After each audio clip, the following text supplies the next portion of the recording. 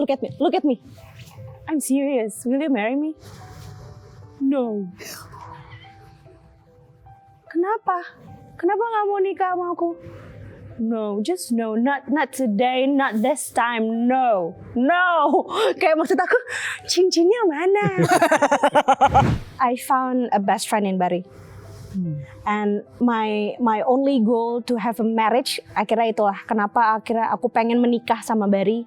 Karena cita-citaku tercapai. Aku selalu punya doa dari aku kecil sampai aku sebelum menikah. I wanna marry my best friend. Karena apa? Jadi bapak tuh insya Allah insting, Mbak. Kalau misalnya jadi suami itu masih ada cinta. Kayak kedinginan. Bari tuh hilang. Semua orang juga kayak anaknya aus ya. Ibunya nggak keluar. Wah itu bener-bener not a very happy pregnancy and not a very happy labor. Hah? Aku sedih jika kamu sedih. Oh iya. I always broke my heart every time I accidentally broke your heart. Aku sedih jikalau kamu sedih. Aku selalu berasa bersalah ketika air mata kamu menetes. Aku selalu merasa gagal as a husband, as a best friend ketika kamu selalu menyuarakan isi hati kamu yang menunjukkan kekecewaan kamu terhadap aku. Makanya aku bilang, aku sedih jika kamu sedih. Halo pemirsa, sahabat saya yang akan bercerita di Hati ke Hati kali ini adalah seorang penyanyi dan pemenang ajang pencarian bakat Mamma Mia Season 1 pada tahun 2007. Label sang juara tak menjamin perjalanan wanita kelahiran Biak ini akan berjalan dengan mulus. Butuh waktu bertahun-tahun hingga karyanya bisa dikenal publik. Single Aku Cuma Punya Hati membawanya ke puncak popularitas, membayar setiap jerih payah atas keraguan dan tangisan yang pernah dirasakan. Bak pisau bermata dua, ketenaran yang diraih justru membuat hidupnya selalu disorot masyarakat, terutama di dunia maya. Kritikan pedas dari netizen lambat laun menjelma menjadi hujatan yang menusuk hati. Tak hanya fisiknya, sang buah hati turut menjadi korban. Di tengah hati yang hancur berkeping-keping, pelukan hangat dari sang suami merangkulnya untuk bangkit kembali. Inilah mereka, Mita Lestari dan Bari Maheswara.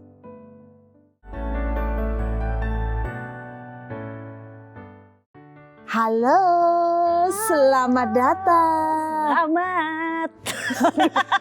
Aduh susah ya, kalau dapet tamu yang penyanyi saya tuh langsung minder. Kenapa?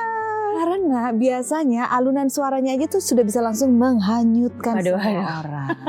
Tapi kalau Bari mungkin udah masuk tahap yang itu sudah saya dapatkan setiap hari. Kalau Bari lebih yang boleh diem dulu nggak gitu. Kebanyakan nih nyanyinya. Tapi boleh dong ya, saya ingin sekali perjumpaan kita hari ini dibuka dengan sebuah lantunan lagu separuh aja. Seperempat juga nggak apa-apa. Seperempat ya? Lagu terbaru aku aja ya? Terserah yang mana aja, yang penting aku ingin mendengar suaramu. Oke. Ini lagunya soundtracknya film yang kemarin hits banget, Ipar Adalah Maut. Yes. Iya. Tolong tahan emosinya. Waduh. Iya. Ku mengira kau tak jahat, kamu kan mencintaiku, namun kamu lemah dan tak bisa menghentikan semua. Apa ini yang kau mau, melihat aku sehancur ini? Sungguh keji kalian berdua tak pantas dalam kehidupanku. Gitu. Tak pantas ya. Dengar yang belum dengar, yang udah dengar lagi. Kalau tadi jujur bukan hanya suaranya yang indah, tapi katanya nusuk sekali. Wah parah sih Teh Meli ya, itu ciptanya Meli Guslow. Luar biasa, Luar biasa ya Teh Meli ya.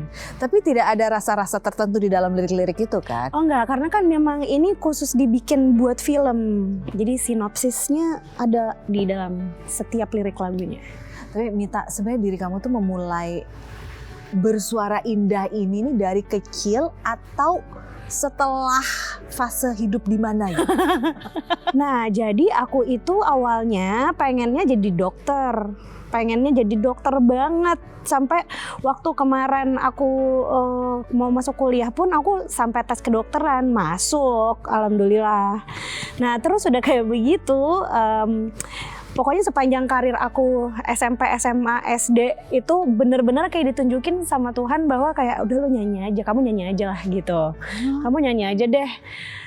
Karena setiap kali aku memasuki sekolah-sekolah itu aku selalu disuruh ngewakilin lomba dan selalu alhamdulillahnya juara 1 dari semua tingkat, dari kota, nasional, kabupaten, kecamatan sampai nasional. Gue kayak aku tuh kayak udah deh waktunya nasional, akhirnya masuklah si Mamma Mia itu.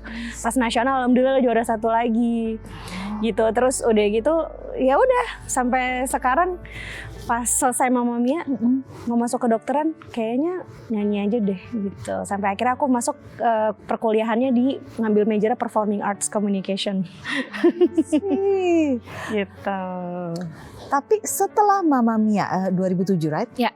Mamma Mia 2007. Apakah sempat terlintas dirimu untuk mengatakan oke, udah sampai ke level nasional, udah cukup? Ada saatnya kembali lagi ke passionnya yang di dalam hati, yaitu menjadi dokter, atau memang semakin menguatkan ini jalanku? Ya, pada saat itu ada, aku udah ngerasa kayak, duh capek bosen nyanyi terus, orang aku udah nyampe ke peak yang aku mau kok gitu kan. Terus ternyata aku ngobrol sama beberapa orang yang religius gitu ya, dari berbagai macam agama, dan ternyata beliau-beliau ini memberikan masukan yang berbeda-beda tapi tujuannya sama, goalnya sama. Bahwa di atas langit masih ada langit gitu. Kayak cita-cita kamu yang di kepala kamu kan masih nasional. Belum, di atas masih ada Asia, masih ada Eropa, masih ada dunia gitu. Jadi kayak kenapa masih stop di nasional gitu. Jadi kayak tahan. Pada saat itu kan belum ada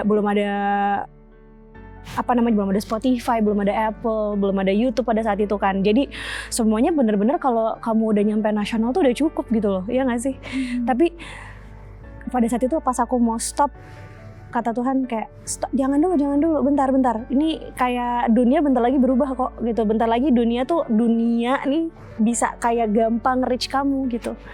Sampai akhirnya ya udah, yang tadinya mau fokus sama passion, jadi ya udahlah fokus sama yang lagi udah dikasih ini aja dulu. Passion sih semua manusia pasti punya ya. Dan pasti akan punya, kan biasanya orang ya kerja dengan passion gitu ya. Ya passion lo kerjain aja, passion kamu kerjain aja gitu. Nggak usah kerja dengan passion, tapi passion kamu kerjain. Dan ternyata nyanyi itu adalah bagian dari passion aku juga. Ternyata passion aku tuh banyak, dan semua manusia tuh punya passion banyak pasti, nggak cuma satu, ya kan gitu. Dokter cita-cita bukan passion gitu. Jadi nyanyi itu adalah passion, sesuatu yang emang aku bisa nikmatin, aku bisa kuasain, aku bisa dapetin achievementnya dan lain-lain gitu. Sampai akhirnya, ya udah deh, aku kerjain aja terus passionnya, bukan kerja dengan passion, tapi passionnya aku kerjain. Gitu. Penyesalan? Sampai sekarang. Alhamdulillahnya sih enggak ya. Aku malah bersyukur banget. Aku berarti udah total di industri ini 20 tahun. Dan alhamdulillahnya setelah 20 tahun aku tahan dengan semua roller coaster, terus berdarah-darahnya, terus udah gitu yang semuanya ya, dari senang sedihnya udah aku lewatin semua itu. Alhamdulillah bisa membuat aku menjadi orang yang sangat tajam gitu loh di industri ini. Jadi nggak ngelihat orang yang tadi yang banyak bilang orang suaranya bagus, suaranya jelek. Orang tuh biasanya cuma tahu ini suaranya jelek, nggak bisa nyanyi gitu. Kalau aku orang musik yang emang udah alhamdulillah akhirnya tajam, ketemu banyak orang ngelewatin ini semua, aku bilang gini, bisa nyanyi. Berarti yang harus dilatih apa? Ya udah pendengaran dilatih aja gitu. Jadi do re mi fa sol la si do dengerin aja tiap hari, karena dulu aku latihannya juga kayak gitu. Jadi aku lebih banyak kasih motivasi buat orang-orang yang pengen melakukan passionnya. Ya udah nggak apa-apa, passionnya kamu kerjain. Yang penting kamu udah tahu passion kamu, kerjain, do it, gitu. Wow, ada pendapat dari Bari?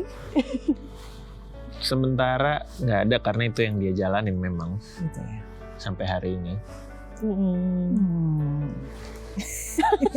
Bingung mau ngomong apa. Tapi kalau memang bersyukur lah ya, penyesalan tidak ada. Tadi ada yang menarik. Dari cerita sepintasnya Mita, dari kecil sampai dengan Mamma Mia itu bisa dikatakan mulus, juara satu terus meningkat. Lalu tiba-tiba ada statement ya menghadapi semua roller coaster itu. Ya. Orang selalu melihat kan berarti kan mulus terus dong jalannya. Nah silakan tadi explore maksudnya kenapa tuh? Nah aku tuh terbiasa menjadi champion. Yes. Aku terbiasa menjadi winner.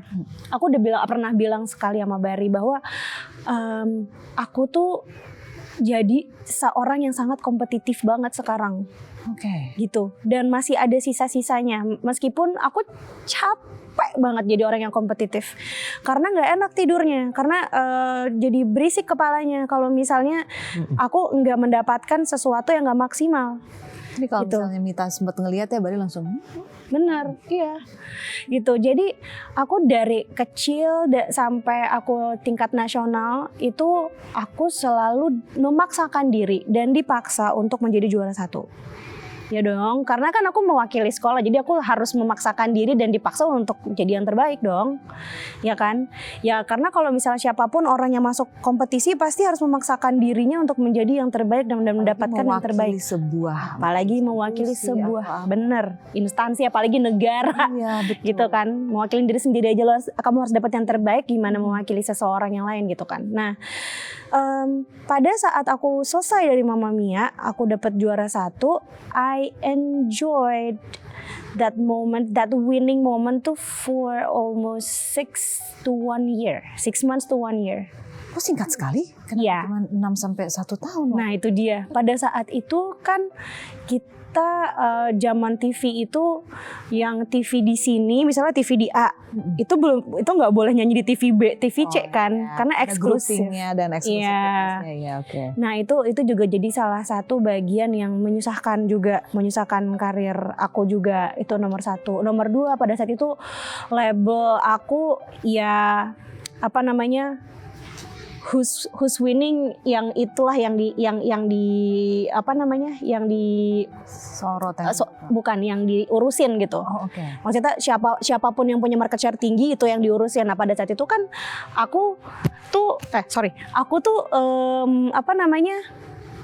albumnya tuh album hadiah ya, jadi suka-suka hati mereka untuk memberikan aku mau kapan gitunya.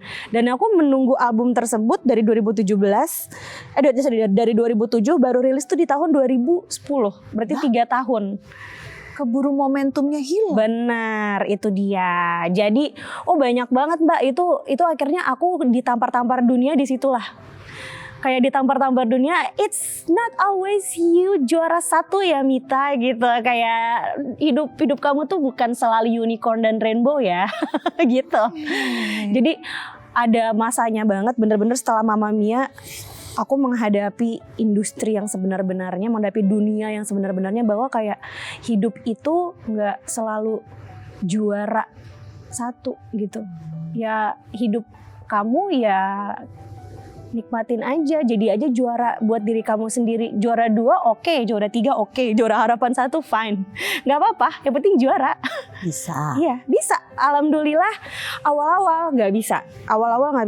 Tanya Bari, aku baru kenal sama Bari 7 tahun, tapi Bari sempet sering ngelihat kumat-kumatnya aku yang masih si champion disorder itu. Champion disorder, oke. Ada champion disordernya, ada banget. Kadang-kadang kayak gak bisa, aku harus bisa sampai 3 hari nggak tidur, nggak bisa, ini harus bisa. Sampai akhirnya dia udah nyiapin segala sesuatu vitamin, disiapin ashwagandha lah sama dia apalah. Semua vitamin yang membuat stres aku turun gitu. Karena aku juga sering ngobrol sama my shrink juga, aku ngobrol sama psikiater dan lain-lain, karena menurut aku tuh udah jatuhnya disorder sih. Karena sudah mengganggu banget, dan aku punya OCD juga.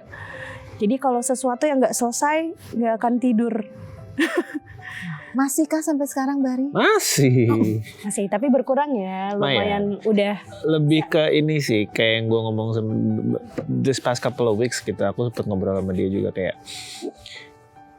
udah kali ya, punya pemikiran ambisi kayak kamu harus terlihat sempurna depan semua orang gitu. Karena kalau kita dengerin historinya Mita tadi kan memang dia menjalani semuanya dengan selalu menjadi juara satu, menjadi tumpuan keluarga apa dan lain sebagainya gitu, selalu menjadi central figure. Dan aku pun juga ngejalanin relationship aku sama Mita selama dari pertama kenal sampai sekarang tuh udah kurang lebih 10 tahun lebih gitu kan. So I pretty much know a lot of things about her dan how her family perceives her juga gitu.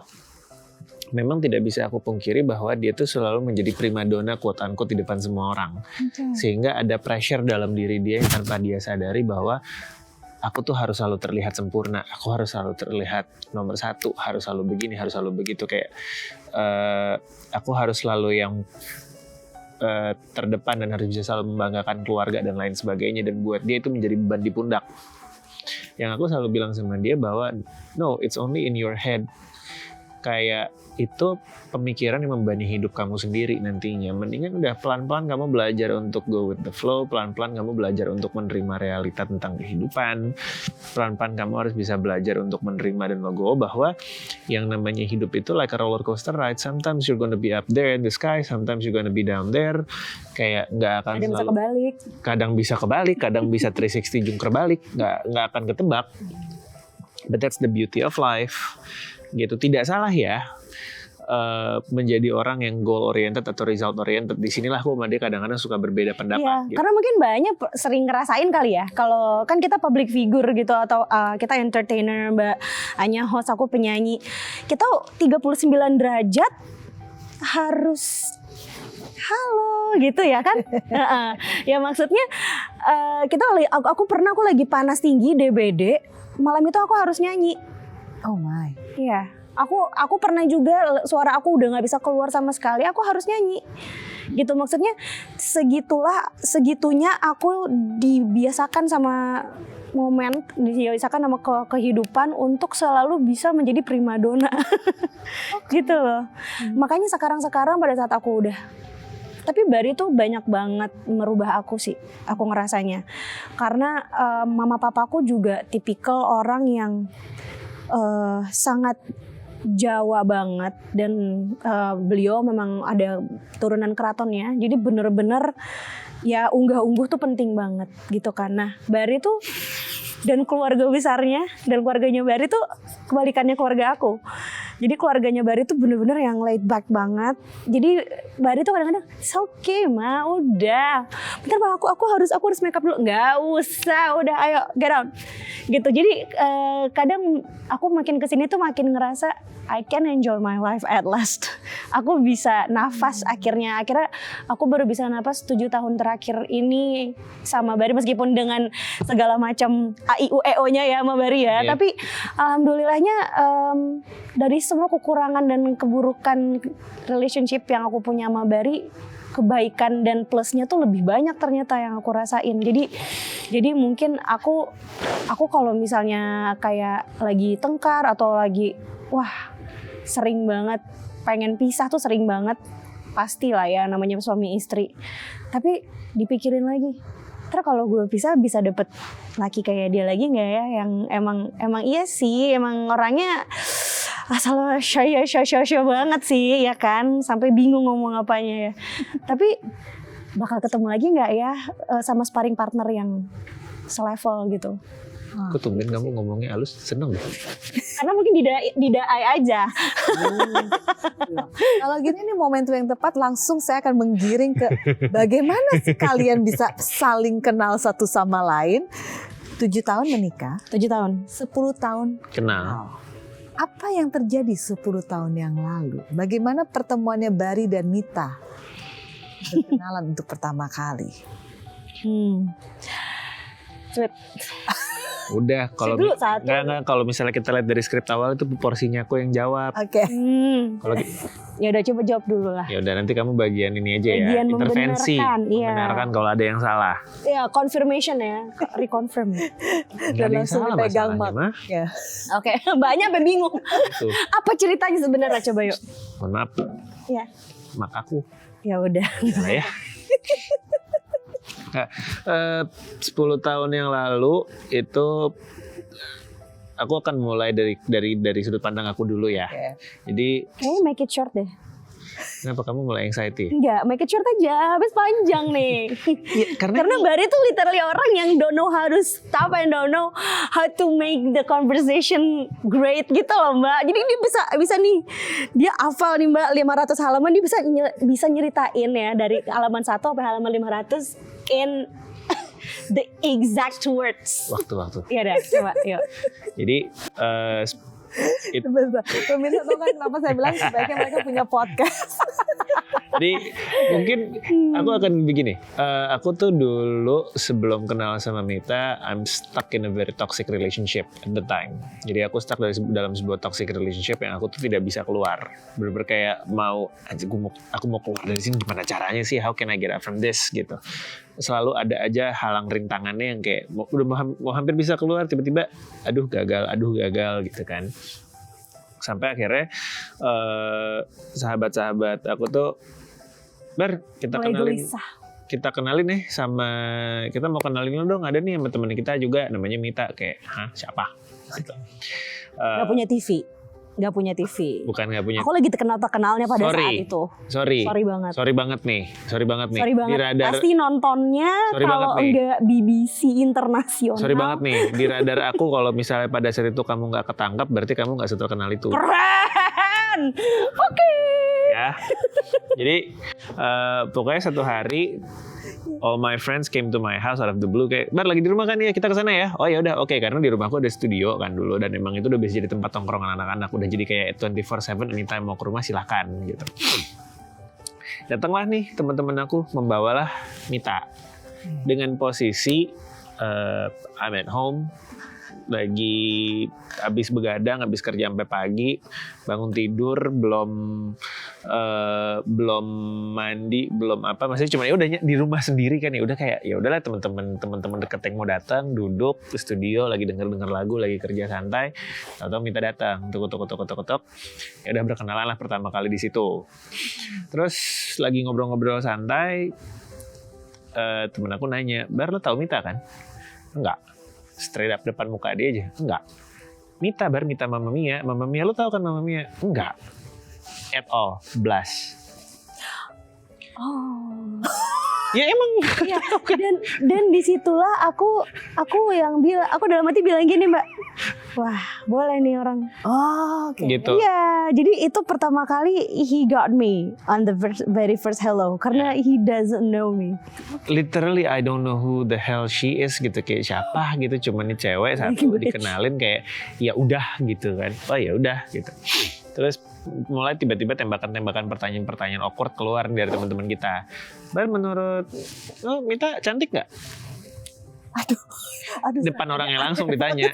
Terus menjawab kayak, ya gimana ya oke lah, depan dia juga, dia kayak apa sih gitu kan. Terus udah gitu kayak suasana mulai awkward, akhirnya dia keluar, aku nyamperin keluar, kita ngobrol-ngobrol di situ kayak, oh sign sama Sony, oh ini, oh gitu, oh kamu tuh penyanyi toh, oh begini, oh begitu. Udah habis itu dia bilang, guys sorry ya gue mesti cabut duluan nih karena mau siap-siap mau ke Singapura.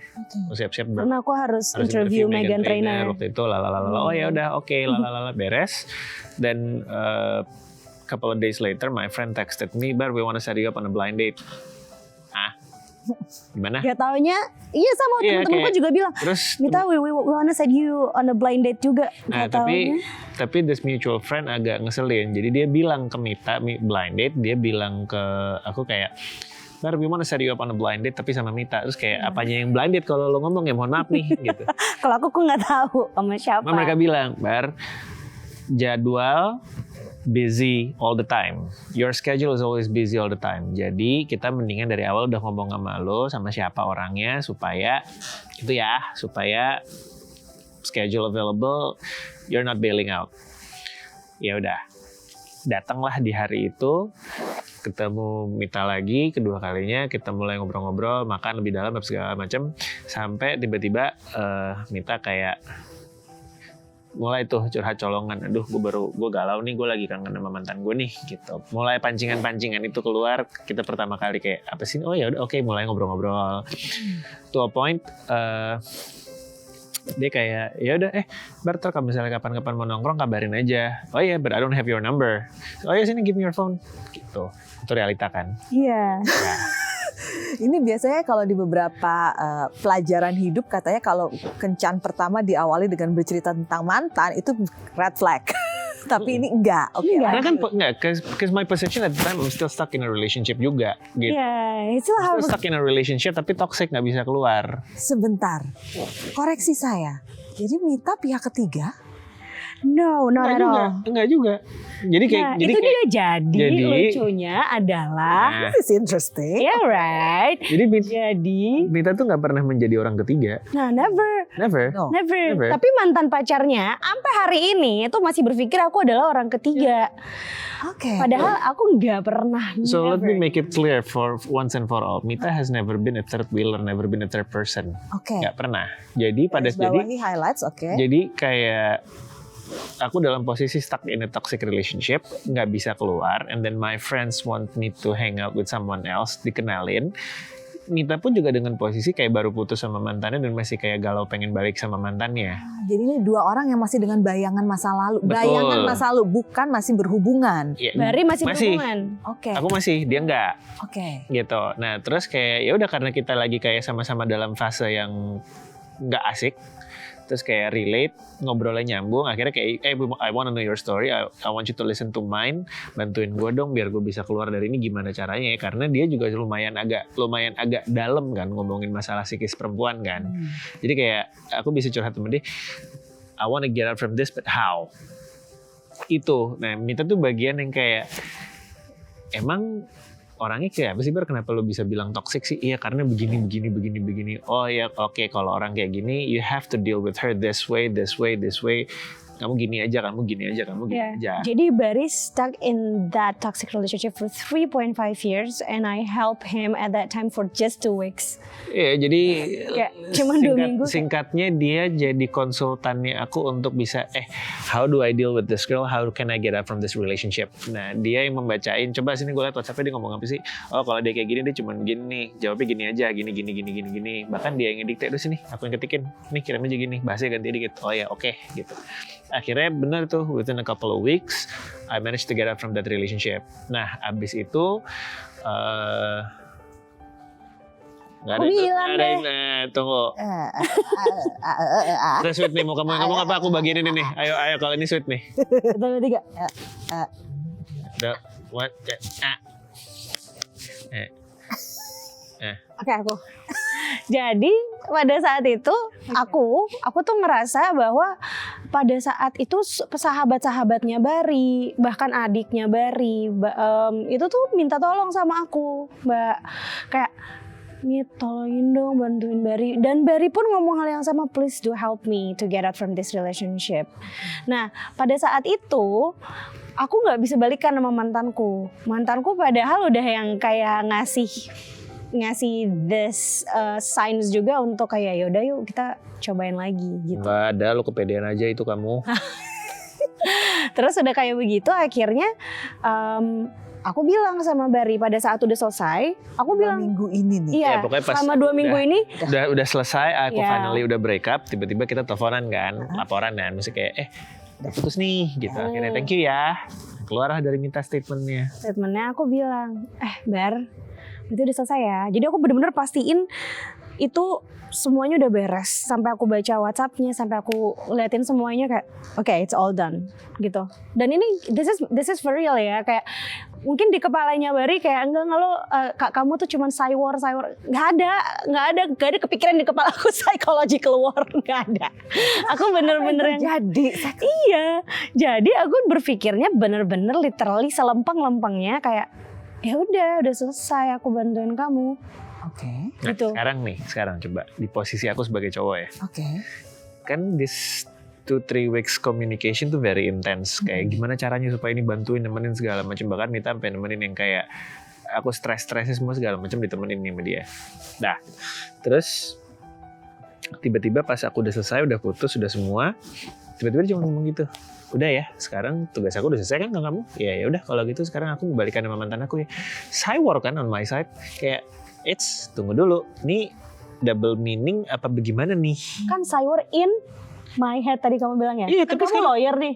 My head means in your In my head, ya betul. Exactly. Sekarang look, It's just in your nah, head. kamu ngomong, aku sebagai orang yang menerima informasi, bener nggak? Terus sebagai cowok kan, aku ngerasa gini kayak, gila, gue bisa jadi cowok yang sangat ini banget ya kesannya kayak ini cewek udah bantuin gue, udah gitu, terus tiba-tiba dia kayak gini, oh mancing nih. Mancing dia bilang. Padahal di dirimu merasa tidak Enggak.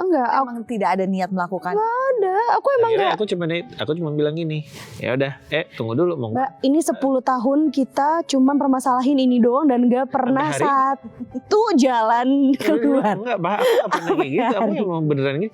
Enggak, udah deh kamu emang dari dulu. Kayaknya sayang sampai aja nanti ke aku. kita- Udah lah, kamu Tua juga. gini. Doesn't Oke, mean- lanjut gini. pertanyaannya. Aku tidak bermaksud being genderist atau gimana, but you know how girls tends to play the blaming game atau guilt tripping guys kan. Di titik itu aku tuh merasa kayak wah gila, gue di guilt trippin abis nih Mbak Dini, kalau gue nggak iyain, kalau gue nggak jadiin dia pacar gue aduh abis nih gue bisa gitu. So I take the decision untuk siapa bilang kamu boleh balikan sama mantan kamu, orang sekarang kamu sama aku kok. Oke. Jadi nggak pernah ada statement will you be my girlfriend, itu nggak pernah keluar Jadi dari mulut. bukan question, lebih ke statement. Aklamasi aja. Iya. Sebentar. Di momen itu saat Mita mendengar statement dari Bari, are you happy? Loh, nggak happy. Terus kenapa dilanjutkan? Nah, aku bilang, Gengsi aja ini gengsi. aku bilang sama Bari bahwa kayak suka-suka hati lo, suka-suka pemikiran lo. Pada situ aku ngomongnya ya. Terus aku bilang gini, ya udah, I will still go back with my ex. Oke. Pada saat itu. Jadi Ada kamu nggak ngomong gitu. no, aku bilang pada saat itu kayak pokoknya gimana pun aku masih tetap sayang nih sama mantan pacar aku. Kamu bakalan cuman jadi my ini aja jadinya. Apa namanya? Samsak. Pelampiasan. Aku bilang gitu. Ya, I don't want it to be happen. Kalau misalnya emang mau antara kamu nungguin sampai aku sembuh atau ya udah aku balikan lagi sama mantan pacar Mantan kamu aku. berapa lama hubungan sebelumnya? Sebenarnya 9 months doang. Cuman kayak aku tuh tipikal orang yang susah move on dari satu relationship gitu loh, Mbak. Tapi sekarang Gitu. makin dia ngomong kayak gitu, coba di posisi aku. Terimanya, makin saywar nih dia ke gue. Kenapa waktu itu Bari nggak nanya? Apakah kamu bertujuan supaya aku nembak kamu? Right. Why did you never ask? Apa? Kenapa kamu nggak pernah nanya? Kenapa kamu cuma berasumsi? Aku tidak berasumsi. Karena kan sekarang there's so many microscopic details Keren bahasanya. during that time, kayak gini, intonasi, tata cara ngomong, the way you look at me, the way I look at you, the way the way we communicate, you can tell kan sebenarnya from Mbak, that. makanya pada saat itu aku bilang, disitulah aku akhirnya baru bisa sayang beneran sama Bari itu setelah 6 bulan. Oke. Setelah 6 bulan aku baru bisa sayang sama Bari karena literally aku nggak diajak, nggak ditanya, bener-bener kayak cuman disuruh jadi pacarnya. Ngerti gak sih? Jadi Cara paling gampang nih, kita lagi jalan ngedate pertama kali setelah aku break up, ngedate pertama kali jalan ke salah satu mall gitu di Jakarta, terus kayak dia kan selalu masih gila nih, aku masih terhantu-hantuin sama mantan aku, belum pas, gimana caranya? Sini handphone lo. Handphonenya aku ambil, galeri buka, pokoknya semua fotonya dia sama mantannya dihapusin semua, aku hapusin Mbak. semua. Instagram Wait, buka, aku gini. Instagram buka. I never thought you as my boyfriend until now. Instagramnya buka, Instagram Not buka. yet. And you're doing this to me gitu Iya, pada saat Instagram itu. aku ambil, terus kayak mana yang mantan-mantan foto scrolling. Tapi pada saat itu aku bilang makasih juga sama dia karena dia bantu aku buat healing. Ya karena Ya. harus move on kan. Aku bilang sama dia sekarang gini. Harus kamu move on biar ke kamu kan. Iya, karena kamu udah bukan biar ke aku, dong, kamu udah sama aku. Keren. Kamu udah sama aku, terus kamu ngapain masih nyimpen gini? Nggak akan jalan-jalan lah. Apalagi kamu sok-sokan bilang sama aku kayak, karena di kepala aku kan kayak, nih anak sok-sok kasih gue tantangan ya. Oke, sini gue jabanin tantangan lu gitu. Jadi kayak, sini. Terus aku take the initiative ngambil handphone dia, kita foto bareng, terus aku post duluan dari Instagramnya dia. Udah ya, nih terus dia kayak, hah, apa nih? ya udah kan now we're officially dating, so it's common lah for you to have my picture on your Instagram. Oke. Udah selesai. Udah gitu sih. Foto pertama. Panjang ya, itu nggak singkat sih ceritanya. Tapi itu adalah fase pertama, itu fase pertama pacaran dan fase pertama dimulainya kehidupan penuh dinamika kita sih. Bener. Kalau awalnya saja sudah banyak versi, sehingga timbul banyak pertanyaan sampai dengan sekian tahun bersama, terus bisa menikahnya tuh gimana? Miskom. Aduh. Jadi aku tuh dilamar pertama kali sama Bari itu dalam kurun waktu 3 tahun pacaran. Dia tuh benar-benar kayak almost every meeting with each other tuh dia selalu nggak dari awal banget lah, kayak udah setahunan kita pacaran lah, baru abis itu mulai kan gombalan kayak will you marry me. Iya, itu kayak almost every time dia tuh kayak selalu ngajakin will you marry me. Ya, gimana enggak? Coba. Setahun pertama in my relationship with her, she keep telling me the story gitu, kayak kamu tuh nggak dulu mantan aku tuh suka nyanyiin aku lagu Glenn Fredly yang ini loh. Kenapa emangnya? Oh iya emang mau ngelamar. Nggak ada, karena aku emang nyeritain that is the real story. Kayak mantan aku tuh Tanpa semuanya ada tujuan apa? ada, karena mantan aku semuanya udah ngelamar aku. Oke. Kayak maksudnya yang kayak udah bukan ngelamar lah, udah ngajakin nikah gitu. Aku bilang sama dia, terus akhirnya Bari tuh yang trying first attempt, mulai marry me, enggak sekarang, second attempt, sampai akhirnya kayak hundreds attempt dia kayak nanya mulai marry me juga masih nggak aku jawab. Bahkan ibu bapaknya pun kayak gemes sama aku gitu, kayak ya anak kenapa sih nggak mau nikah sama anak gue kenapa emangnya gitu.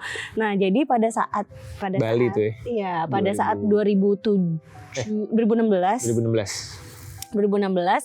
aku pergi ke Bali sama keluargaku, karena kita selalu liburan ke Bali kan. Nah Bari itu biasanya kalau liburan tahun baru itu pasti selalu keluar negeri, antara ke Amerika, Eropa atau Asia lah, kemanapun itu. Harusnya pada saat itu mereka semua pergi ke Jepang. Tapi karena aku ke Bali, ternyata mereka dia dan keluarganya tuh punya hidden agenda. Jadi keluarganya dan Bari itu akhirnya nyamperin kita semua, nyamperin keluarga aku. Aku gak punya hidden agenda. My parents actually have that hidden agenda. Bukan aku. Iya, you are included.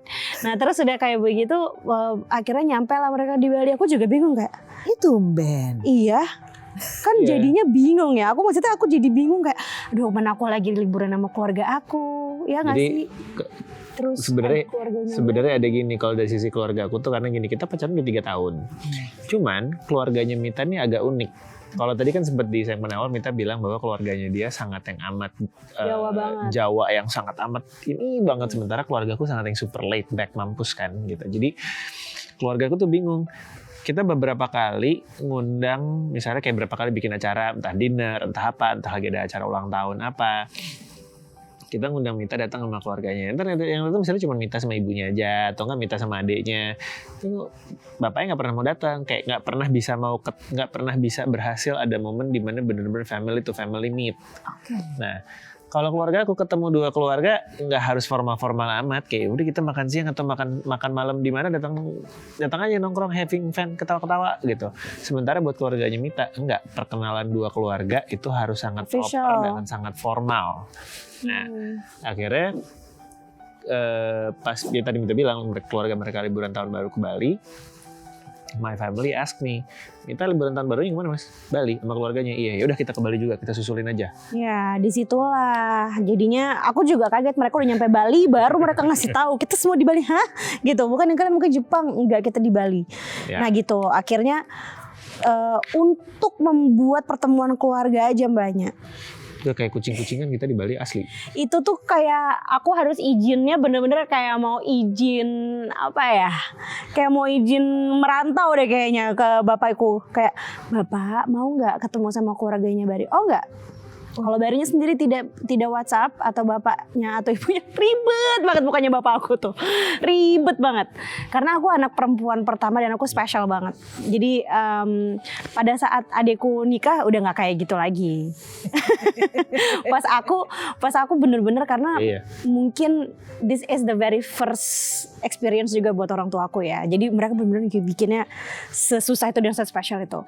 Nah akhirnya di Bali itulah ada pertemuan keluarga. Tapi ini baru pertemuan keluarga. Iya, tapi itu lucu karena misalnya gini, kayak ini menggambarkan seberapa bedanya kita ya. Kayak aku pas nyampe Bali apa segala macam, aku ngabarin dia, mah Mica aku di Bali nih. Sayang aku udah di Bali sama keluargaku. Kalian lagi di mana? Misalnya dibilang aku lagi di daerah Jimbaran. Ya udah, I'm telling my parents dong. Minta sama keluarganya lagi di daerah Jimbaran. Oke, kita nyamperin ke sana. Terus aku WhatsAppin dia dong, ngasih tahu. Iya kita lagi. Ya udah kita nyamperin ke daerah Jimbaran ya. Tahu-tahu kita pindah ke sini. Aduh. Jadi selalu emang menghindar terus, selalu nggak bisa ketemu. Segitunya my dad. Sampai keluarga aku kayak, ini kenapa sih keluarganya Mita udah kita samperin ke Bali kok susah amat untuk ketemu? Aku pun ngomong sama dia hal yang sama dan akhirnya dia bilang, nggak bisa, kamu harus kasih tauin keluarga kamu. Keluarga aku nggak kayak gitu, udah diaturin pokoknya. Jadi udah diaturin di liburan hari keberapa, nanti kita akan ketemuan, restorannya di mana, jam berapa, semua segala macam udah diaturin. Proper bener-bener kayak aku aset negara gitu loh. Ya setiap keluarga punya. Benar. Tapi itu suatu hal yang unik buat keluarga aku kan, kayak segitunya iya gitu. Lalu tibalah di hari kita ketemu. Datanglah hari H itu. Iya, datanglah hari H itu. Kita berangkat dari hotel, keluarga Mita kan udah nyampe di restorannya gitu. Mita tuh dari awal udah WhatsAppin aku, pokoknya kamu kasih tahu kalau udah 10 menit lagi mau nyampe, kamu di mana? Udah di sini. Kira-kira 5 menit lagi nyampe. Ini udah di sini, udah kelihatan nih restoran ininya ya. Oke, tunggu, jangan turun dulu. Jadi sementara keluarga kan kayak, Mas kira-kira pengen turun, bentar suruh tunggu dulu bentar. Jadi rupanya keluarganya Mita tuh seformal itu to a point where bapak ibunya Mita akan menyambut kita semua dan bareng sama Mita menyambut kita semua di depan restoran, depan pintu. Sementara keluargaku yang kayak gitu, kayak lamaran versi sebenar-benarnya gitu loh Mbak. Sementara keluargaku kayak apaan sih, casual aja lah. Iya. Ini seserius ini Mas. Di mobil tuh bener, ini seserius ini. Kita pernah cuma mau literally ketemu kenalan santai loh. Iya. Pokoknya welcome to my life. Dengan suasana Bali aja masih seperti itu ya. Pokoknya long story short, everything goes smooth, alhamdulillahnya. Terus sampai akhirnya datanglah hari dimana ini lagi-lagi miscommunication. Yang tadi aku bilang, aku tuh ya mumpung ada pacar di Bali ya nggak sih Mbak? Kan aku sama dia beda hotel kan. Jadi dia sama keluarganya, aku sama keluargaku. Mumpung lagi ada pacar di Bali, ya makan malam nggak sih? Oh iya, oke candlelight dinner. Cewek gimana? Iya nggak? Iya. Nah maksud aku lakinya less initiative, kayak bener-bener defisit inisiatifnya nggak ada. Oh beda dengan waktu awal itu yang dia berasumsi lagi sedang. Dia lebih itu over inisiatif. Oke, yang ini malah jadi kurang. No, inisiatif aku dari dulu emang nggak pernah punya inisiatif. Ya benar lagi sampai hari ini juga. Nah, terus udah kayak begitu, aku kesel lah ya, kayak ini apa ya pacar gue, udah tahu dia kesini, udah tahu ada gue, kenapa nggak ngajak makan malam ya? Kagak perlu tempat mahal deh, kayak di tempat apalah gitu. Warung Made juga let's go gitu kan. Situlah mulai. Nah akhirnya aku ngajak, makan malam kali ya. Soalnya nggak ngajak, mohon maaf, kamu ngajak berantem iya. Ntar dulu. Kayak, kita makan malam dulu kali ya. Ya udah, akhirnya kita makan malam. Disitulah akhirnya aku sama dia makan malam tuh berdua. I have intervene dulu di sini. Bentuk kalimat kamu nggak begitu, mohon maaf. Makanya gue tidak langsung jadi berasumsinya aneh. Apa ya? Supaya clear kenapa ini jadi miskom. Lu tuh kalau cerita panjang banget, baru ini bisa 2 jam. Tapi bukan, tapi masalah ini krusial. Kalau nggak miskomnya jadi nggak usah diceritain. Nggak semua hal harus kamu ceritain. Malam pas habis keluarga kita ketemu ngobrol, terjadilah pembicaraan. Jadi my mom ask, panjang nih sama kalau dia. kata gue. Ini kapan kalian mau kawin? Aduh ntar dulu deh bu, lalali lu. Itu kan pembicaraan yang terjadi di malam itu. Baru pertama ketemu nongkrong ya udah. Kan? Terus udah nyeritain tanggal 12, Mbak, dia balikin lagi ke tanggal 10. Nggak, ini the next day-nya. Bukan sampai nyambung. The next day-nya, tiba-tiba dia cuman gini. Ngomongnya bukan yang kayak tadi, yang kita makan malam yuk, nggak yang gitu. Ini kita lagi di Bali berdua. Aku di Bali, kamu di Bali. Kamu sama sekali nggak ada keinginan buat ngajakin aku makan malam ya? Iya gak sih? Dia kan ngomongnya dengan tone dan nada yang kayak begitu kan. Akhirnya aku mikirnya gini kan, kayak aduh, itu aku posisi inget banget, aku lagi sama keluarga aku, terus aku bilang terus akhirnya aku langsung, ini kamu nggak tahu, itu kan posisi aku sama bapak ibu lagi pada di Jimbaran kan, kita lagi berenang. Habis itu kayak, waduh, minta gini, aku nyamperin bapak, Pak. Ini meter nggak sih Bar untuk diceritain? Meter, Pak. Ini tuh panjang loh, pertanyaan Barnya masih banyak loh. Pak. Ini di sini. Aku izin ya, aku mau ngajakin Mita dinner dulu. Kenapa? Ini tiba-tiba Mita ngajakin dinner. Oh ya udah. Terus my dad said, ya udah, good luck son. Dan di situ karena aku sama keluarga aku begitu Mita kayak gini udah langsung mikir, oh ini karena pembicaraan tadi malam. Berarti emang sekeluarga kayak Bari semua kan. Jadi aku gak ada pikiran kayak gitu. Ya, ini menjelaskan kenapa akhirnya jadi miskom. Momentum untuk officially di antara kalian. Karena kan kalau dirimu ingat tadi dia kan selalu bilang si Bari selama pacaran sama gue bertahun-tahun selalu will you marry me. Di aku ngerasanya kayak oke, tadi malam baru ada pembicaraan ini, terus tiba-tiba dia ngajakin ini dinner cuman berdua doang, dia mungkin minta gini ya, tapi dia aku udah kayak gini, aduh gimana ya, mending gue nggak prepare apa-apa lagi, I don't bring any rings, I don't bring anything, jadi ya udah, makanya cuman pamit sama bokap cuma bilang oke, good luck, ya udah, akhirnya dinner deh kita, terus pas dinner itu ada on bended knee, will you marry? Nih ya, aduh, alhamdulillah ditanyain juga sama mbaknya. Jadi gini ya mbak ya. Kayak maksud aku, ini adalah lamaran yang paling aku benci. Mana nikah cuma sekali, dilamar juga cuma sekali, ngerti nggak? Ya, kayak maksud aku ini tuh aku benci banget, sebenci-bencinya karena aku ngeliat semua teman-teman aku tuh kalau dilamar nih aku pingin nangisnya bukan karena aku sedih, tapi karena aku kesel, aku marah.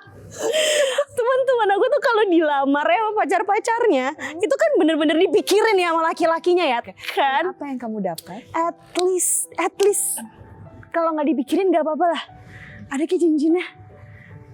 I don't have both. Aku nggak punya dua-duanya, aku nggak punya momennya, aku nggak punya cincinnya. Jadi gimana cara melamarnya? Nah, dia bilang, Mita, will you marry me? Aduh, apalagi sih, karena udah sering ditanyain. Jadi kayak, aduh enggak lah, nggak dulu deh, ntar dulu. Aku bilang gitu. No. Mica, for this, I'm so serious. Will you marry me? Ini beneran serius deh. Iya. Serius gak sih? Iya serius, aku tuh serius. Look at me. I'm serious. Will you marry me? No. Kenapa gak mau nikah sama aku? No, just no, not today, not this time, no. Kayak maksud aku, cincinnya mana? Asumsi kamu tuh jangan yang cuma dipakai ke hal-hal yang gak butuh asumsi. Oke.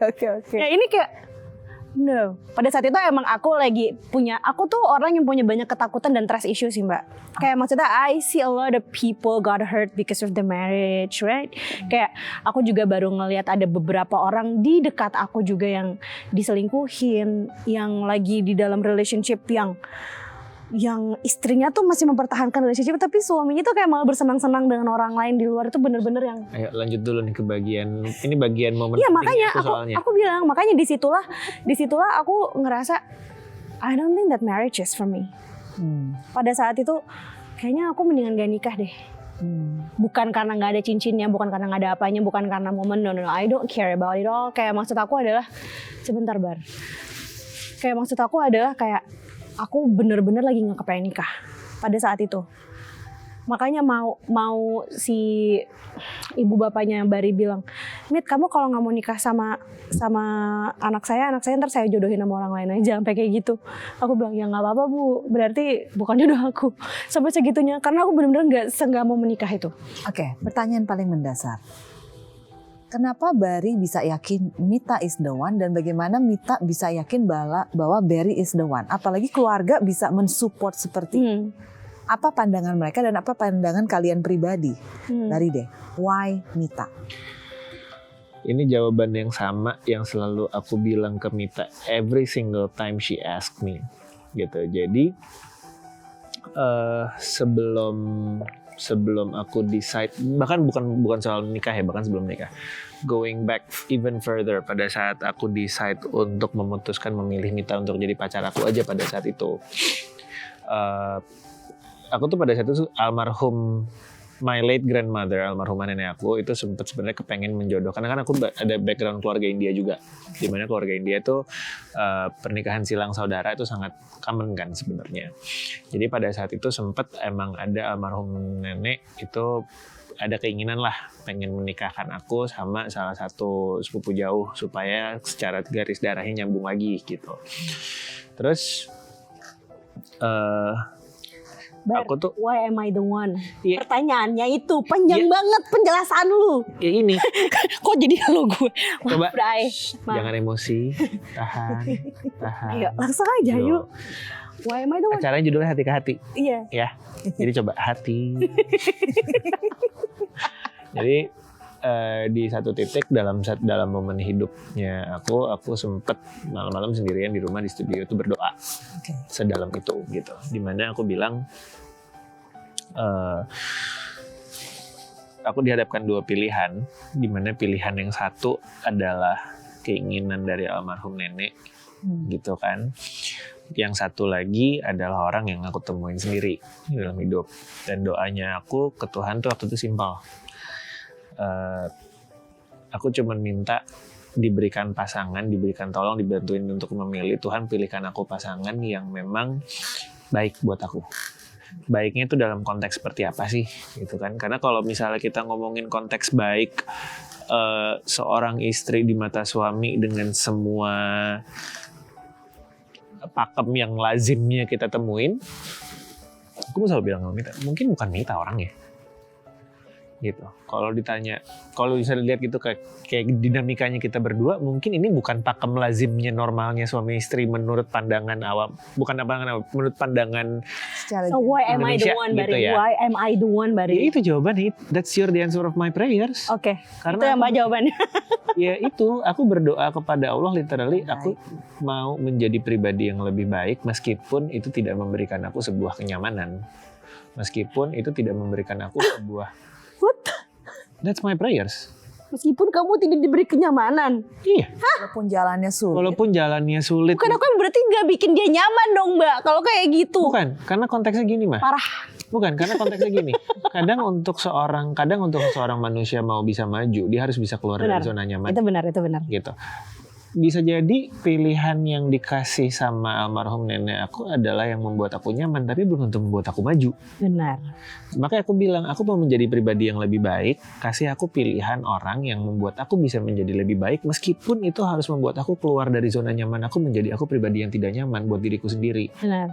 Dan memang akhirnya kenapa sama kamu, you think with all the transformation I have to adapt with your family value, semua segala Benar lagi. kontradiktori, itu tidak nyaman buat aku. Tapi aku menjalani itu kenapa? Karena aku menyadari, oh ini jawaban dari doa gue nih. Inilah jawaban literally Tuhan tuh menjawab, ya Bar, kamu minta ini, ya ini aku berikan jawabannya kepadamu nih. Masuk ke keluarga ini aku ngelihat sesuatu yang benar-benar tidak pernah aku lihat sebelumnya dalam seumur hidup.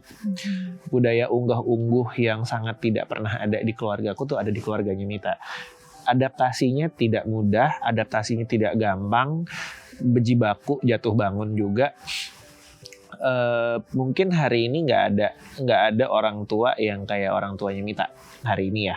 Yang banyak bude-bude gitu semua. Mungkin, tapi bayangin hari ini mungkin untuk seorang pacaran mau ketemu orang tuanya pasangannya kayak, hai om, hai tante, salaman dengan santai udah. Keluarganya Mita nggak begitu. Aku sempat ada momen di mana bapaknya sampai ngomong sama Mita, kok Mit, dari 200 juta orang di Indonesia yang setengahnya lebih adalah laki-laki, kenapa harus Bari sih orangnya? Iya. Bapakku pernah. Bapaknya sampai ngomong kayak gitu. Iya. Hanya sesimpel pada saat malam pertama pertemuan perkenalan dengan aku, ibunya nanya, Dari kalau dari skala sombong kamu 1-10 berapa? Aku 11 tante, dengan konteks bercanda. Cuman kayaknya ternyata kayak dor. Wow, impact itu terus jauh itu ya. Disitulah aku pun belajar banyak. Oke, kalau aku kenapa Bari is the one ya? Kalau enggak dia nggak berhenti mbak. Kira-kira sampai Itu sebenarnya besok. menarik omongannya bahwa Bari tuh kalau ditanya hobinya apa Bari? Ngomong. Ya. Bari tuh hobinya ngomong. Jadi kita harus tahu gimana cara ngekat dia. Kalau enggak mbak, Insya Allah kayaknya bisa 3 episode. Ini satu segmen 1 episode sendiri sini. Nah, karena kamu. Jadi kalau misalnya aku kenapa Bari orangnya simple, udah short aja. I found a best friend in Bari. And my only goal to have a marriage, akhirnya itulah kenapa akhirnya aku pengen menikah sama Bari. Karena cita-citaku tercapai. Aku selalu punya doa dari aku kecil sampai aku sebelum menikah. I wanna marry my best friend. Berarti doa kita sama-sama terjawab ya. Keren. Gila. Nah gitu. Jadi I can find my best friend in Bari. Sampai hari ini kita berantem like a best friend. We talk like a best friend. We decide everything like a best friend. Kita bener-bener yang I never feel that I have a husband gitu loh in this lifetime. I have a best friend that living at the same house with me, have a kid together. Kayak maksudnya kayak it's a best friend that lives at the same roof at the same house in legal way, religiously and legally. Tapi he's my best friend aja. Kayak aku nggak ngerasa that we're married couple at all gitu.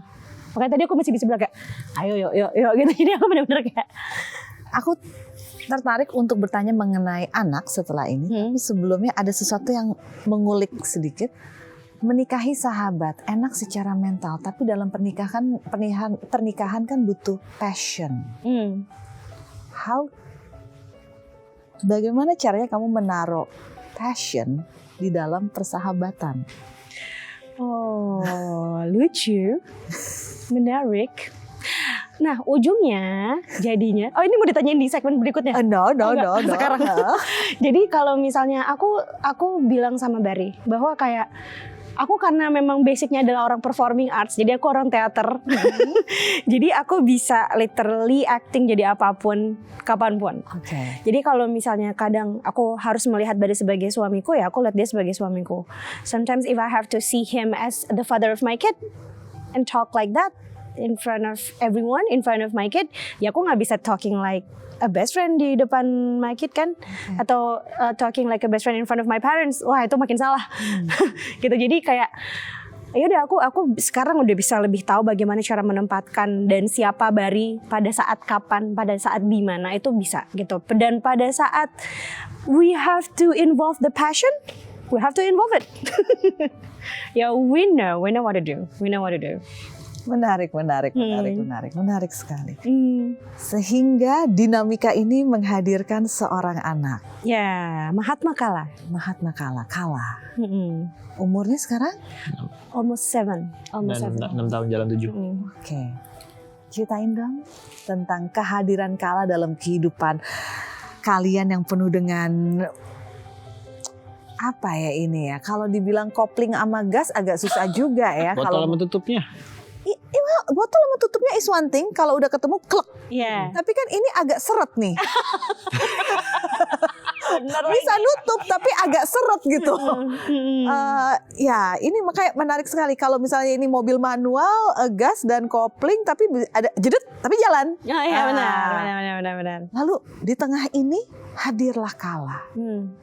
Apakah semakin mempererat atau justru nambah lagi satu energi dinamika? Oh enggak. Oh. Enggak. Jadi kenapa namanya Kala? Oke. Jadi itu sebutannya Kala, itu K sama La-nya beda. Oke. Kala itu artinya matahari dalam bahasa Maui, makanya penulisannya bukan Kala, tapi Kala. K spasila. Iya. Tapi kalau misalnya itu bisa nama Kala sendiri tuh banyak interpretationnya. Kita bisa ngomongin nama Kala tuh bisa satu segmen sendiri nanti. Benar, nanti aja ya next time. Jadi Kala itu artinya matahari kan, because that datang di mimpi aku bahwa anak aku tuh benar-benar kepalanya matahari. Makanya aku mencari kata apa yang emang bisa mengartikan dia sebagai matahari. Dan ternyata benar, makin kita punya anak, awalnya aku nggak kepengen punya anak dulu. Karena lagi-lagi ya, aku takut nikah, aku takut punya anak, takut melahirkan. Karena aku sesimpel dimana kenapa aku takut nikah dan takut punya anak, aku tuh nggak mau jadi beban kesedihan orang lain. Kalau aku nikah, udah pasti aku akan sedih kalau Bari meninggal. Atau Bari pun akan sedih kalau aku meninggal. Kalau aku punya anak,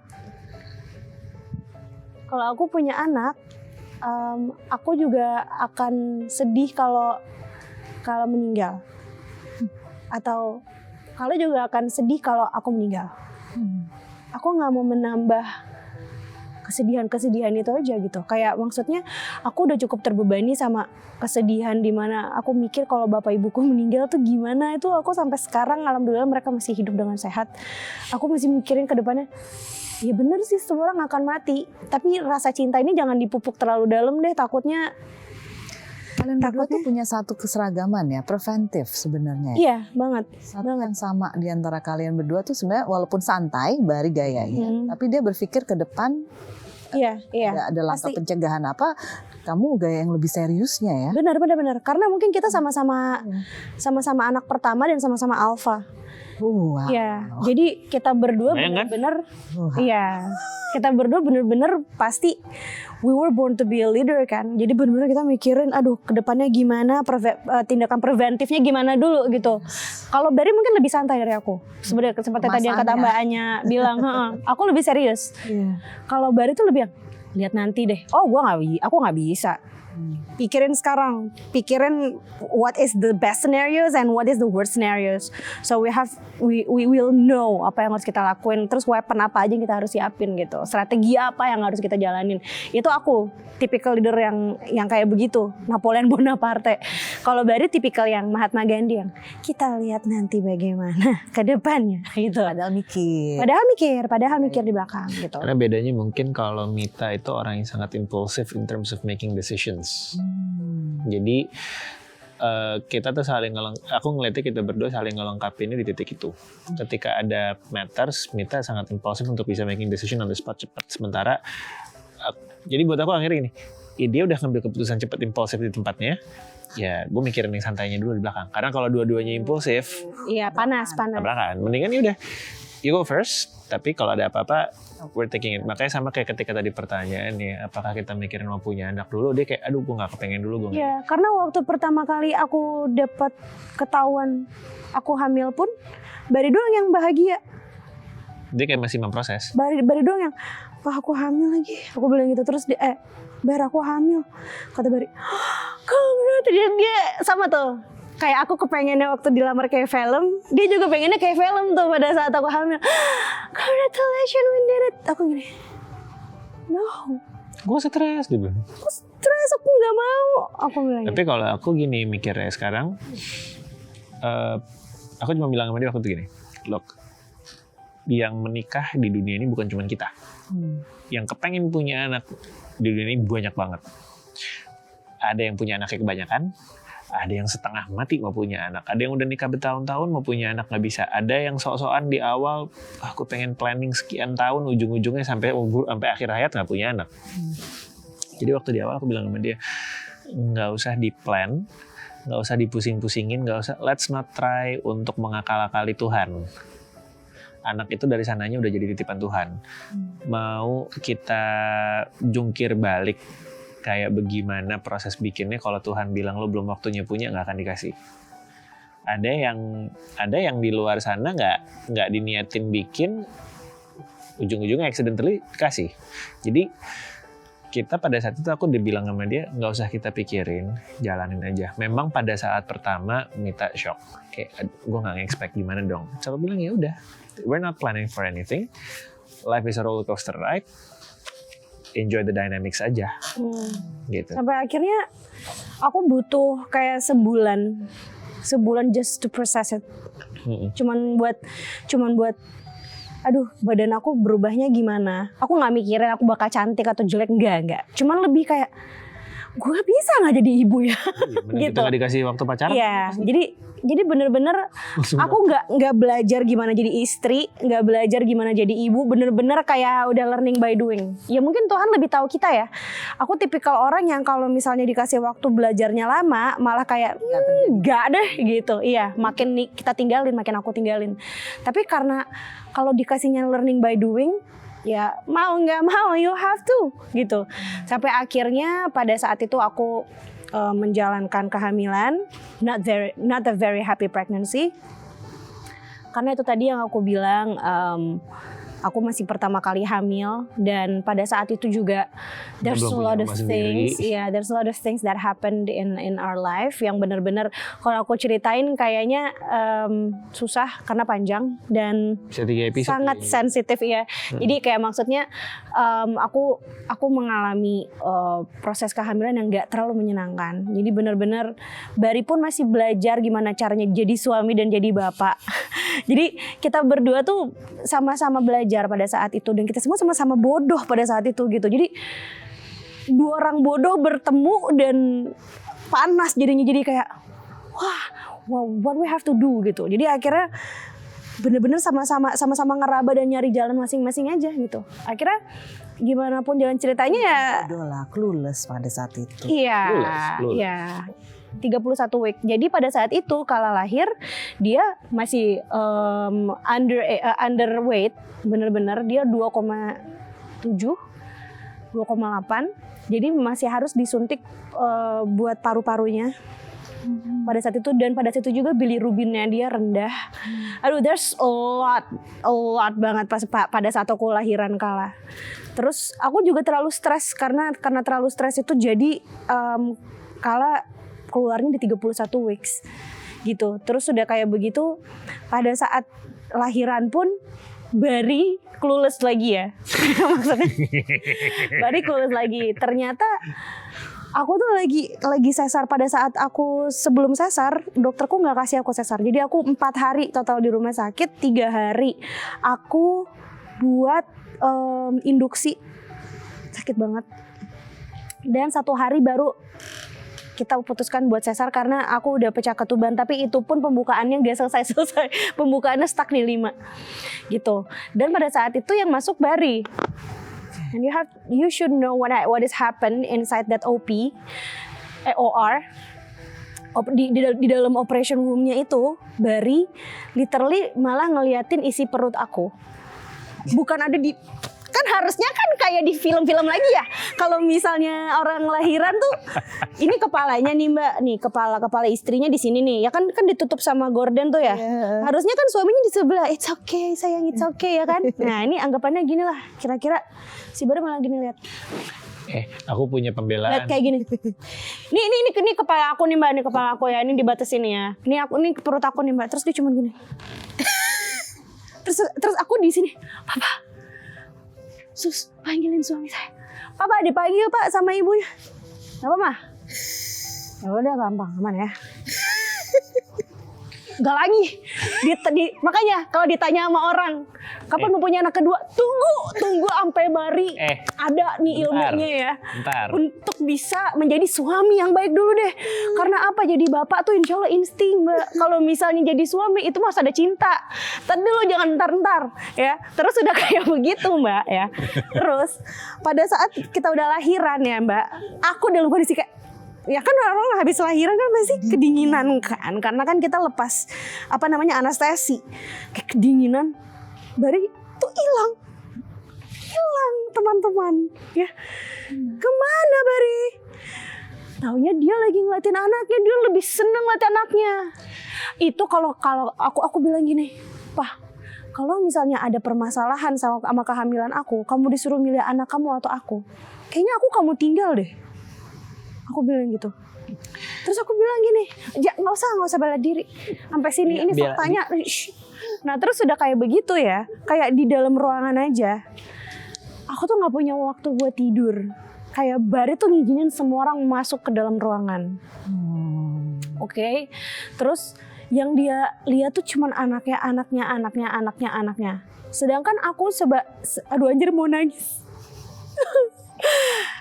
Sedangkan aku tuh sebagai istri yang baru, sebagai seorang istri yang baru lahiran, kayak badannya rusak, terus udah gitu yang kayak aku ngelewatin 4 hell days loh ya, kayak maksudnya 4 hari yang bener-bener menurut aku kayak mau mati tapi nggak mati, ngerti nggak sih Mbak? Terus udah gitu, kamu di mana? Kok aku sendirian? Aku bener-bener kayak left alone. Di situlah aku bener-bener stres sampai ASI aku nggak keluar. ASI aku nggak keluar saking aku stresnya. Terus udah kayak begitu semua orang juga kayak anaknya aus ya, ibunya nggak keluar. Wah itu bener-bener not a very happy pregnancy and not a very happy labor, not at all. Even my husband is gone, kayak hantu. Dia kayak cuma di sini doang. Sedangkan yang kita butuhkan kan kayak what do you need? I'm here for you. Sampai akhirnya dia ditelepon sama dia nelpon teman-teman dia lah yang sudah menikah, Mas Arda. Nelfon Arda. Mas Ardanya Mbak Tantri. Kotak. Ya, dia bilang, lalu gimana sih Bar? Yang harus lu temenin dan harus lu urus tuh istri lu, bukan anak lu. Jadi. Gak usah jadi. Anak lo itu udah ada yang ngurusin. Udah ada dokternya, udah ada suster-susternya. Lu tenang. Itu bapak ibu lu juga pasti bakal ngeliat anak lu. Semua yang datang ke situ ngeliat anak lu, yang ngeliat istri lu siapa. And that is the very first time gue menyadari bahwa cinta sejati gue adalah my dad. Karena bapak gue datang itu pertama kali nangis lagi. Dan my dad pertama kali datang not asking about my baby, he's asking about his baby, which is me. Kayak dia nanyain, are you okay Mita? Are you okay? Oh my god Pak, kok lu bisa sih nanya itu? Kayak dari tadi nggak ada yang nanyain are you okay sama gue, baru lo. Aku Gitu. nanya ya di rumah. Dia udah gitu. Kayak maksudnya kayak pada saat itu aku baru ngerasain bahwa kayak kayak anjir gue cuma dijadiin kos-kosannya anak sama cucu-cucunya doang, ngerti gak sih Mbak? Kayak lah sorry banget gue ini bukan media pengeluar anak doang gitu loh. I'm also a human being, I have heart, I have feeling gitu.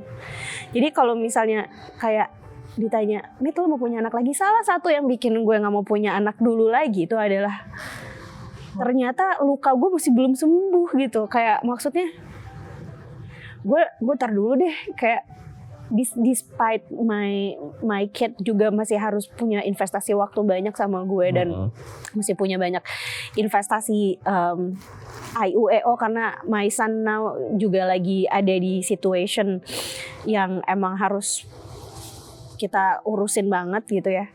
Jadi untuk punya anak kedua, Bari maupun keluarganya semuanya tuh nanya kapan mau punya anak kedua. Nanti dulu deh. Aku nggak pernah bilang, bahkan sama Bari pun aku nggak bilang gitu loh. Kayak aku nggak bilang, mungkin Bari baru denger cerita ini gitu. Kayak ini luka yang nggak pernah aku pengen keluarin, karena kalau misalnya aku keluarin ya gini jadinya kayak I will never stop crying, karena aku bener-bener aduh nggak dulu gitu. Aku cuman kesel. Aku kesel, bukan kesel sih, lebih yang to be a mother is a very tiring and hard profession gitu loh. Kayak ini profesi yang susah banget dan berat banget untuk menjadi seorang ibu. Udah kalau anaknya yang sakit kita yang disalahin, anaknya yang kurang ini kurang itu kita yang disalahin lah. Bikinnya bukan gue sendiri, bikinnya berdua nih sama suami gitu kan.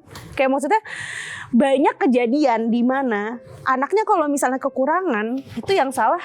Boleh ngomong sperma nggak sih Mbak? Nggak boleh. Kayak maksudnya Pembuahannya hasilnya kan dari kayak maksudnya pembuahannya kan dari dua ya. Kayak maksudnya selnya pria sama sel wanita. Kadang-kadang selnya pria itu yang membuat si anak ini jadi sakit dan penyakit bawaan itu datangnya dari pria gitu, bukan dari wanita. Tapi kita terus yang disalahin, kita terus yang ditunjuk gitu. Kayak maksudnya bahkan aku aja sama Bari nggak pernah aku tunjuk-tunjuk Bari kayak ini gara-gara kamu sel kamu, ya enggak juga. I don't know, mungkin sel aku atau selnya Bari, sel kita berdua kan bersatu membuat satu anak ini gitu. Kalau sampai harus ada tuduhan-tuduhan kayak begitu. oh that happens, and that is not just coming from the netizens ya, it's coming from the real human being. Sorry, supaya menyambung, tapi kalau tidak berkenan nggak sampai ada hal seperti itu yang melukai diri kamu juga. Oh ya. Emang apa yang menjadi bahan bagi mereka, kondisi anak yang Ya. Jadi itu kan anak aku itu sekarang lagi di dalam satu situation namanya sensory processing disorder. Jadi kala itu sering banget dari zaman dulu tuh di accuse, dia autis lah, dia ADHD lah, dia inilah itulah. You know what?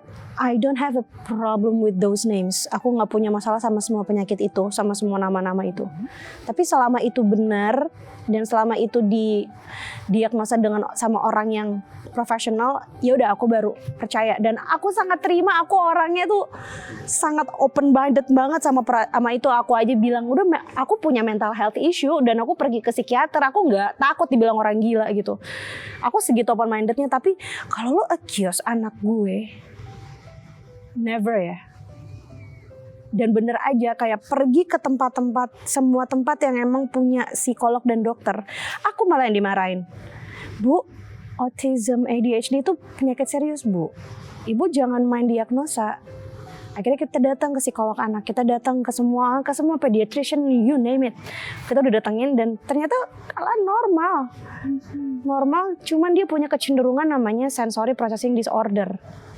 Cara mudah memahaminya? Iya, cara mudah memahaminya adalah kala itu adalah seorang anak yang apapun diproses di kepalanya. Jadi semuanya ya, kayak mata, dia bisa lihat semuanya dan dia bisa kayak, oh dia gini, wah penuh, langsung kepalanya langsung penuh. Dengar semuanya dia dengar. Nggak disadari. Merasakan dia semuanya dirasakan. Jadi itunya yang harus kita terapi pelan-pelan supaya kita ajarin, Kal dengernya yang ini aja, yang sana nggak usah didengar. Kal lihatnya yang ini aja, yang sana nggak usah didengar. Dan setelah hampir 2-3 tahun ini kita udah nyobain semuanya, 1 tahun terakhir ini kita benar-benar intens terapiin Kala. Alhamdulillah banyak banget perkembangannya. Dan itu pun Kala masih nggak luput dari kata-kata di mana kayaknya anak kamu ADHD deh, kayaknya anak kamu autis deh. Ini netizen berkomentar, Real human being. people. Iya. Gitu. Jadi kayak sometimes buat aku sih belum bisa terima lagi ya kalau punya anak kedua. Terus aku berpikir, makanya lagi-lagi kata mbaknya, aku preventif sangat. Aku punya anak kedua, aku nggak tahu nanti anak aku sehat atau enggak pas lahir. Anak aku bener atau enggak kalau lahir tiba-tiba aku digituin lagi. Ini anak pertama aku aja luka aku dalam banget. Ini anak satu nih. Gimana aku punya anak 2? Coba bayangin, hati aku tuh cuma 1. Ini kayak hati aku 1 biji aja udah masih rusak gitu. Kayak apalagi punya anak 2 makin hancur kali. Kalau udah hancur kayaknya aku jadi gila beneran deh. Kayak maksud aku mendingan nanti dulu deh aku sembuh dulu. Kalau misalnya toh cuma 1 dikasih rezekinya ya bagus. Kalau misalnya emang enggak ya masih banyak anak-anak di luar sana yang abandoned dari ibunya, aku bisa adopsi kok, nggak apa-apa. Kayak maksud aku nggak ada masalah, I'm fine with everything gitu. Yang penting aku sembuh dulu aja deh. Dan mungkin nggak banyak. Akhirnya aku bisa nyeritain ini ya, kayak aku lumayan lega dan aku nyeritainnya di depan kamera lagi di TV. Aneh banget karena Hati ke? oh ya, heart to heart ya. Ya. Jadi maksudnya aku bahkan sama ibu bapakku aja nggak pernah cerita sedalam ini gitu. Ya. Sedih banget. Karena apa yang Mita sampaikan mungkin adalah perwakilan suara dari banyak ibu-ibu lain. Betul. Yang mengalami posisi itu tapi tidak bisa menyuarakan. Kebetulan Mita memiliki karakter dan kepribadian yang lebih outspoken, yang lebih mudah mengutarakan dan bisa mengutarakan. Terkadang kita tidak tahu apa yang mengarahkan kita sampai tiba di titik ini. Bisa jadi ada pesan di mana Mita adalah penyampai kata-kata mereka yang memiliki rasa tapi tidak bisa dikeluarkan. Iya, pokoknya pesan aku buat semua orang yang mungkin punya perasaan yang sama aku, apapun yang orang lain di luar bilang kayak kenapa nggak punya anak, kenapa ini, udah nggak usah didengar karena alhamdulillah aku sekarang udah pelan-pelan bukan sembuh tapi lebih ke nggak peduli. Iya, aku udah ternyata cara buat sembuh adalah untuk nggak peduli aja, just give no care at all. Kayak maksudnya lo nggak butuh yang kayak meditasi, ya, you know, that is your rights, ya beda-beda. Kalau maksudnya kalau meditasi, mau ke shrink apa dan lain-lain, be my guest, mungkin itu bisa jadi substance-nya kalian. Tapi yang paling penting buat diri kalian adalah balik ke diri kalian dulu.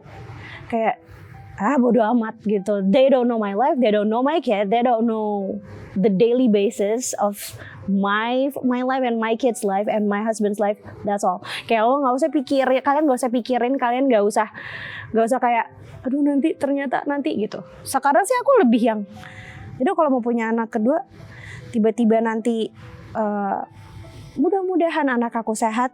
Tapi anak sehat juga belum tentu luput dari komentar netizen, sayang. Ya kan? Kok ini gak mirip bapaknya, anak siapa nih? Lah, mirip mamanya dong. Kenapa repot sih gitu. Jadi kayak itunya biasanya itu yang terjadi, kayak sering banget ada yang bilang, Kala tuh gak mirip Bari ya? Oh sering. Kala tuh gak mirip Bari ya? Ini beneran anaknya Bari gak sih, Mit? Boleh aja, cek aja DNA-nya, aku nggak takut, aku bilang gitu. Dan Bari pun tipikal yang, ya aku juga bilang sama Bari, harusnya yang bertanya itu Bari, bukan lu, bukan kamu gitu. Sering Mbak, dulu sering banget ada yang bertanya kayak gitu. Kok Barinya cakep, anaknya kayak gini ya, gitu. Terus aku tuh bisa bilang gini, gila nih orang-orang antara hidupnya nggak bahagia, atau nggak punya pertanyaan lain, atau emang nggak terdidik buat menanyakan sesuatu yang poin terakhir yang paling besar sih itu. Iya, nggak terdidik gitu loh, kayak maksud aku. Dan again, aku mungkin itu ngelengkapin kata kunci dari tadi sih. Dari tadi kan ngomongin dynamics kan, dan mungkin itu yang ngelengkapin aku sama Mita, karena kalau bisa dilihat Mita orangnya very fiery banget, sangat berapi-api banget, sementara aku yang kayak ya udah gitu. Dan bahasanya Mita tuh cenderung dia selalu ngomong sama aku kayak, kamu tuh lebih kayak robot bukan kayak manusia. Manusia tuh punya ledakan emosi.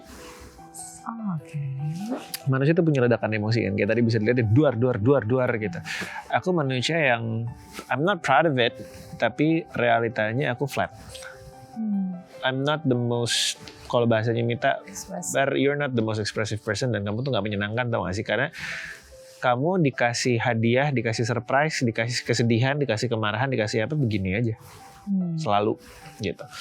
Tapi mungkin ya itu dynamics yang akhirnya ngelengkapin kita berdua, karena pada saat dia lagi fiery, kayak mungkin kayak tadi aku, banyak perempuan memang tidak bisa menyuarakan suaranya dia karena faktor suaminya. Menurut aku. Apalagi kita berada di Indonesia gitu, yang budaya ketimurannya masih sangat kuat, di mana banyak banget ajaran kayak nggak boleh kayak gitu sama suami, nggak boleh kasar sama suami, nggak boleh gini sama suami, istri harus bangun lebih pagi dari suaminya, atau istri yang harus nyiapin segala kebutuhan buat suaminya. Sementara aku kayak enggak, kalau bentuk cintanya istriku ke aku tidak harus ditunjukkan dengan cara dia bangun lebih pagi kok, tidak harus ditunjukkan dengan cara dia harus nyiapin segala dan sesuatu dari ujung sampai ujung kok. Enggak, there's so many other things, kenapa harus berfokus sama yang itu. Jadi kalau dia bisa ngomong, dan aku selalu bilang sama dia, if you have anything that you want to say it. Ada yang kamu nggak serak ngomong, ada yang kamu nggak ini ngomong, justru aku mengencourage dia untuk berbicara, untuk ngomong. Makanya kayak tadi dia ngomong, mungkin aku kayak oh hal baru nih, baru tahu nih gue gitu. Tapi ya buat aku pun akhirnya tuh menjadi sesuatu hal yang menyenangkan buat aku, karena akhirnya I know this side of the story yang terjadi dalam diri dia, dan pemikirannya aku adalah sebagai suami aku bisa apa ya? Ya, sebenarnya sih Bari done enough ya to be my husband sekarang. Kayak ngasih lebih kayak ngasih aku waktu buat ekspresiin diri aku aja. Aku sekarang lagi nyobain hal baru banyak banget, kayak lagi belajar crochet, lagi punya bisnis baru, cheese platter, karena aku suka lihat warna, jadi itu bisa kayak terapeutik. Kadang aku agak sebel sih kalau kayak lagi ngerochet. Mah ini. Iya, karena itu bener-bener into. Iya. Tapi abis itu ya udah dia lagi gitu. Oke, gue scrolling handphone. Ntar dan tiba-tiba itu jarang banget itu terjadi. Iya, ntar tiba-tiba dia lagi crochet, udah gue scrolling handphone, dia di sebelahnya nonton. Pak, kamu gitu doang nih, nggak mau ngajak aku ngobrol. Gitu. Jadi ya, long story short, anak sih yang menurut aku paling bikin pendewasaan baru buat aku sama Bari. Yeah. Itu kayak maksudnya kalau misalnya kita lagi melewati badai dan gelap, kala tuh bisa jadi mataharinya. Ya titipan Tapi Tuhan. tapi kalau misalnya kita juga lagi ngelewatin bahagia dan kesenangan, kala pun bisa jadi mataharinya gitu. Jadi kayak emang dia tuh bener-bener matahari aja di hidup kita gitu. Ya, betul. Bagaimana akhirnya? Ini tentu jadi pertanyaan juga. Sesuatu yang sangat dinamis seperti ini, tapi bisa jalan. Kalau dari kacamata Bari dulu, apa kira-kira yang bisa membuat hubungan kalian berjalan seperti ini? Kamu jangan ketawa tapi kalau aku ngomong ini ya. Iya. Ya. Yang bisa membuat hubungan kita tetap berjalan kayak gini pada dasar dan fundamental dasarnya adalah Tuhan. For me, to be honest. Karena Apa yang harus diketawain dari itu, Bar? yang nggak tahu kamu mungkin tiba-tiba kayak kenapa kamu tiba-tiba jadi religius banget misalnya, kan nggak tahu. Gitu. Apalagi lagi bulan Ramadan. Kalau bulan Ramadan kamu nggak akan gitu. Di luar Ramadan kamu bingung aku ngomong gitu. Tapi buat aku gini, karena mungkin fundamentalnya adalah di kepercayaan kita menikah itu adalah ibadah, ya kan. Jadi aku merasakan setiap hal yang aku lakukan bersama dengan Mita adalah rangkaian aku menjalankan kewajiban dan menjalankan ajaran ibadahku, gitu. Karena kalau kita ngomongin nature as a human being aja gitu ya, emosi, amarah, semua segala macam pasti ada dalam si relationship itu, gitu. Kayak tadi Mita bilang, wah gila omongan kayak gue mau minta pisah mah udah dari kapan tahu keluar. Dia berkali-kali ya, tapi perempuan wajar ketika lagi marah emosinya tersulut, sangat mungkin dia ngomong. Makanya kalau di agama kita perempuan kalau misalnya minta pisah itu nol. Tapi begitu aku yang Kalau ngomong, laki-laki selesai. ngomong 3 kali bubar. bye. Jadi buat aku tuh banyak banget aku belajar untuk memaintain dinamika ini tetap dalam rongga dan dalam ruang lingkup bagaimana ajaran agama kami, kepercayaan kami mengajarkan kita, dan itu semua dasarnya fondasinya kembali kepada agama dan kembali kepada Tuhan, gitu, bahwa whatever we're doing dalam relationship ini ya it's all because we love each other, dan the way we love each other is our way to love, is our way of expressing our love to God who creates us. That's it. Itu di kepala aku dan itu yang aku paling dalam. Termasuk kayak anak, termasuk kayak panjang, anak, nafkah, semua segala macam gitu. Jadi kalau untuk Bari adalah Tuhan. dan ajarannya, kalau buat Mita apa yang bisa bikin ini berjalan? Yang bisa bikin ini berjalan. Nah, kalau Bari itu kan mungkin ngelihat sisi dari sisi religiusnya kayak gitu. Aku juga religius, tapi aku lebih open minded karena aku juga sering baca bahwa Tuhanku tuh bukan Tuhan yang nggak fleksibel. Tuhanku tuh Tuhan yang sangat fleksibel. Emang pernikahan tuh ibadah, tapi kalau misalnya memang pernikahan yang sudah jadi mudarat tuh maksudnya kayak banyak keburukannya, ya harus di stop gitu. Meskipun ya Tuhan aku benci banget sama yang namanya perceraian dan perpisahan ya, karena yang pilih jodohnya kita. Tuhanku cuma ngasih pilihannya doang, kita yang milih gitu. Tapi ujung-ujungnya dipisah. Lo kok kamu udah bersumpah atas namaku tapi kamu misah gitu. Tapi Tuhanku juga bukan Tuhan yang nggak fleksibel. Tuhanku tahu lah, kayak maksudnya kalau misalnya emang suaminya begini, aku sebagai seorang istri udah ngelakuin 200% tugas aku sebagai seorang istri, tapi suaminya kok begini, ya kita bisa untuk kayak mohon maaf ya Tuhan ya, udah stop ya, maaf ya gitu. Jadi kalau kata aku sih, kenapa aku bisa bertahan sama Bari dan akan terus bertahan sama Bari, aku sih ngerasa kalau selama hubungan kita masih banyak manfaatnya, gak ada alasan dimana aku harus stop gitu. Jadi kalau misalnya aku ngerasa hubungan ini udah banyak toksiknya, udah banyak keburukannya, udah banyak mudaratnya antara aku maupun dia, we only live once, kayak we deserve to be happy. Tuhan kita pun juga bahagia kalau ngeliat kita bahagia, ya nggak sih?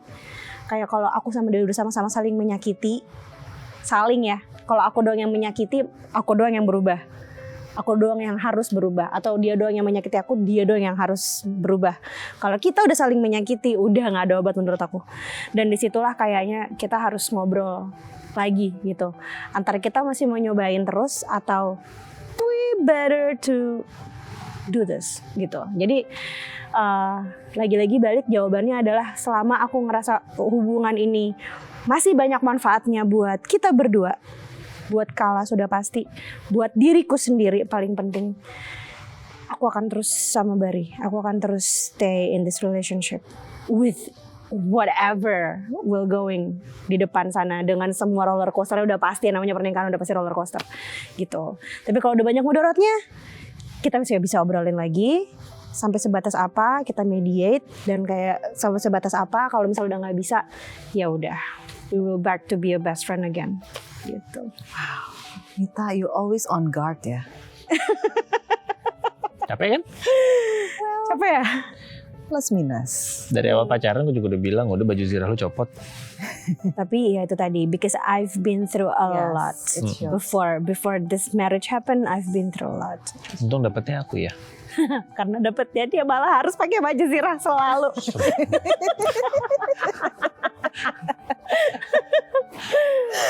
Oke. Dalam menutup kebersamaan, walaupun tadi kan Bari udah ngomong, Mita itu ya layaknya kekuatan seorang perempuan. Komunikasi, words sangat kuat. Tapi pastinya ada lah ya dalam kemampuan untuk menyampaikan rasa, ada hal-hal yang terkadang perlu bantuan, pancingan. Nah, di sini ada kalimat-kalimat yang belum lengkap, yang harus dilengkapi dengan apa yang dirasakan oleh orang yang baca, untuk orang yang dilihatnya, untuk lawan bicaranya. Jadi kalau Mita yang pegang kertasnya, pas Mita baca kalimatnya dilengkapi dengan apa yang Mita rasakan untuk Bari, begitupun sebaliknya. Bari yang pegang kertasnya, lengkapi kalimat yang Bari pegang untuk Mita. Oh, menarik. Ya ada beberapa, silakan dipilih, diubek-ubek. Ini gue ya. Yes. Langsung aja ya. Oke, baiklah. Siapa yang ingin memulai terlebih? Iya, sudah dibuka duluan, berarti Mita duluan udah otomatis. Bari Gitu. harus menahan diri dulu. Oh, baik. Aku nggak boleh buka ya, maaf nggak tahu rulesnya. Nggak apa-apa memang.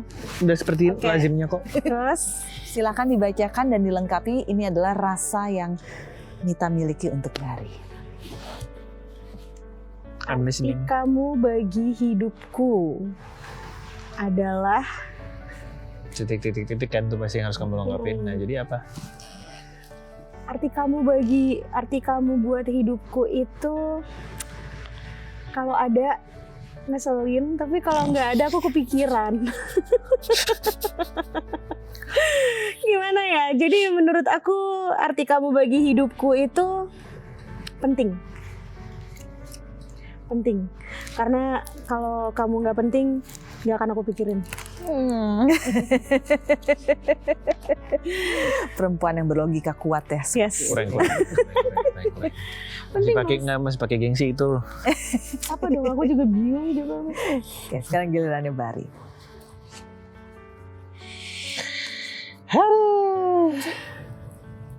Ya aku kan. Iya. Buruan. Biar dramatisir dong. Alah, lama Jangan. banget dramanya. Kamu tahu saya Gemini. Iya bener ah. Aku sedih jika kamu.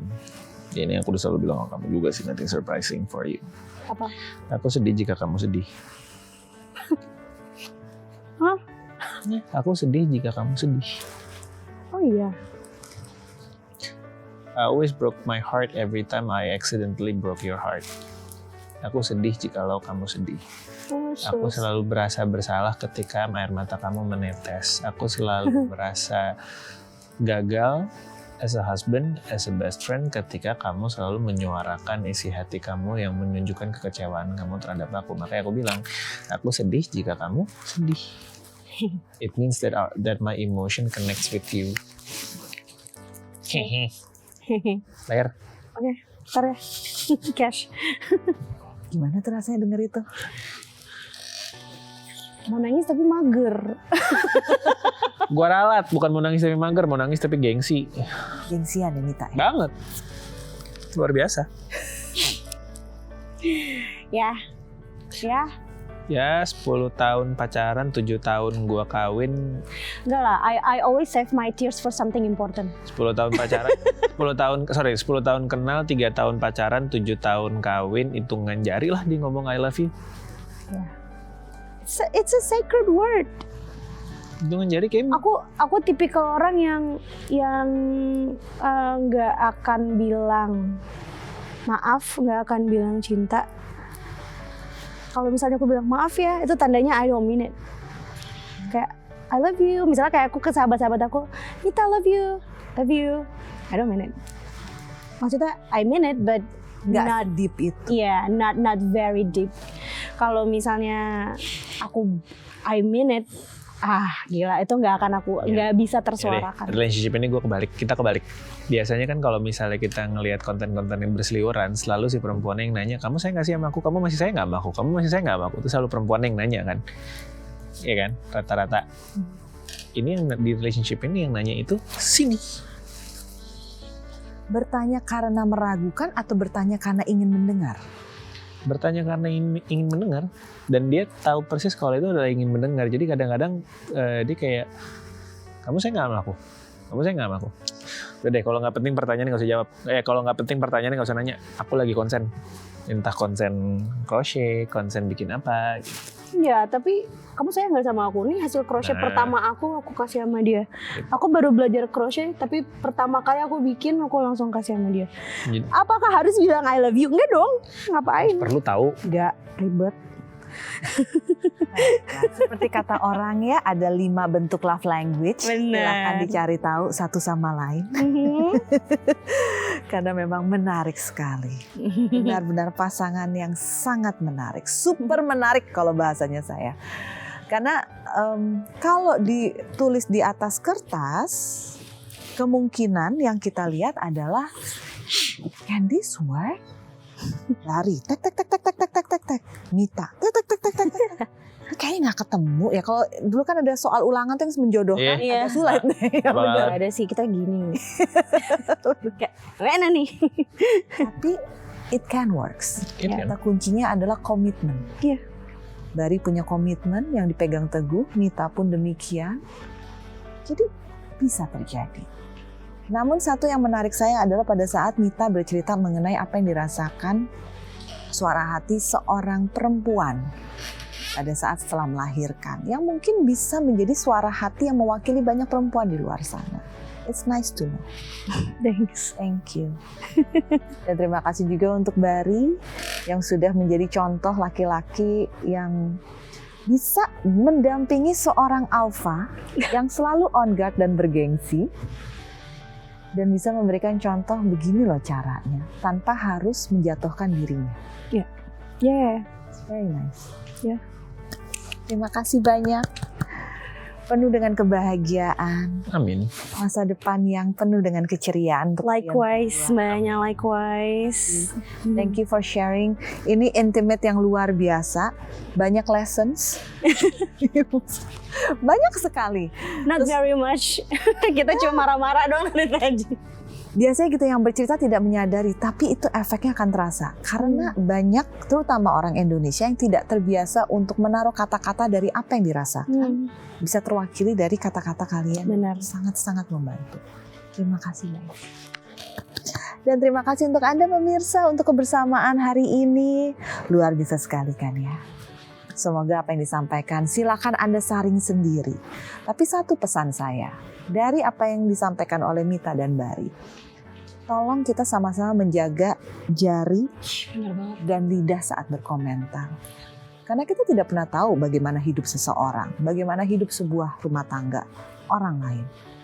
Jadi kalaupun kita punya penilaian, ada baiknya kita keep dulu ke diri kita sendiri sebelum Anda langsung men-sharingnya secara publicly.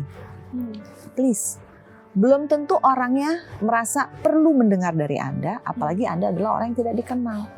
Saling jaga ya. Rasa itu ada. Jangan dilukai. Pemikiran pasti ada. Ada baiknya kita renungkan terlebih dahulu sebelum kita keluarkan ke orang lain itu. Sampai juga pemirsa di lain kesempatan. Bye-bye.